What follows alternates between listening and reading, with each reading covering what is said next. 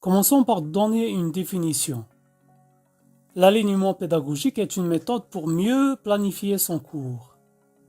On dit qu'il y a alignement pédagogique lorsque les objectifs d'apprentissage sont cohérents avec les méthodes pédagogiques et les stratégies d'évaluation mises en œuvre. C'est cette cohérence qui va permettre un apprentissage durable et en profondeur de l'étudiant. Lorsqu'on prépare son cours, on réfléchit à 4 éléments. Premièrement, les objectifs d'apprentissage, c'est-à-dire définir les apprentissages visés dans le cours. Lors de cette étape, on se demande qu'est-ce que les étudiants doivent être capables de faire avec les contenus donnés. Aussi, quels sont les niveaux d'apprentissage visés, de la mémorisation à la manipulation complexe de concepts. Le deuxième élément concerne le contenu du cours, ou comment organiser les contenus du cours en fonction des objectifs d'apprentissage. Lors de cette étape, on se demande quels thèmes doivent être abordés pendant le cours. Qu'est-ce qui doivent être vus prioritairement? Ou qu'est-ce qui peut être survolé si le temps manque?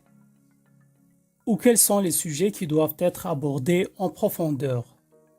Le troisième élément concerne les méthodes pédagogiques ou les méthodes d'enseignement, c'est-à-dire choisir les activités pédagogiques pour permettre aux étudiants d'atteindre les objectifs visés. Lors de cette étape, on s'interroge sur les activités pédagogiques qui peuvent être mises en place pour aider les étudiants à réaliser les apprentissages. Quatrième et dernier élément concerne les stratégies d'évaluation, c'est-à-dire choisir des activités d'évaluation pour observer le développement des apprentissages visés. On s'interroge lors de cette étape sur les apprentissages et comment les évaluer. Aussi, quel outil permettra d'observer les apprentissages effectifs des étudiants. C'est-à-dire, est-ce que nous allons mettre des QCM, des exercices, des études de cas ou autres activités.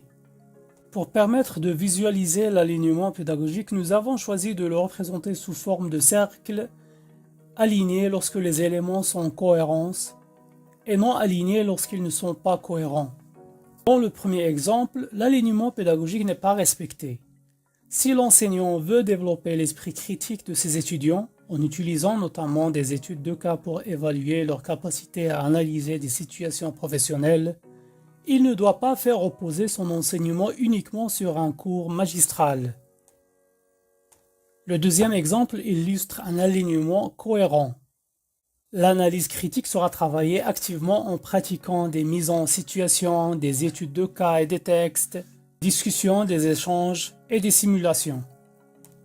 La méthode d'évaluation choisie, qui est une étude de cas, est en adéquation avec à quoi les étudiants se seront préparés. Les outils technologiques utilisés leur permettront le travail en groupe et les échanges. Pourquoi mettre l'alignement pédagogique en œuvre?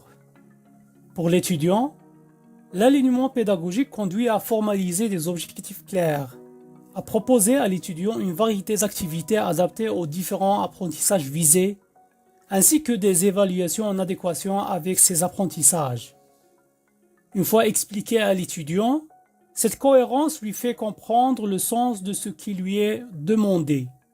Ceci renforce sa motivation. La diversité des activités le rend plus actif, ce qui augmente son apprentissage en profondeur. Pour l'enseignant, cet alignement peut être une source de restructuration majeure de sa pratique. Des témoignages mettent en avant des situations d'enseignement plus interactives et des évaluations plus anticipées et objectivées. Passons maintenant à comment mettre l'alignement pédagogique en œuvre.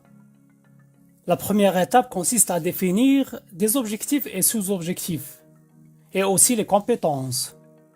La deuxième étape permet de choisir les méthodes pédagogiques en fonction des objectifs. Troisième étape, choisir les méthodes d'évaluation en fonction des objectifs. Et quatrièmement, construire le syllabus qui présente des choix de l'alignement pédagogique et le diffuser aux étudiants.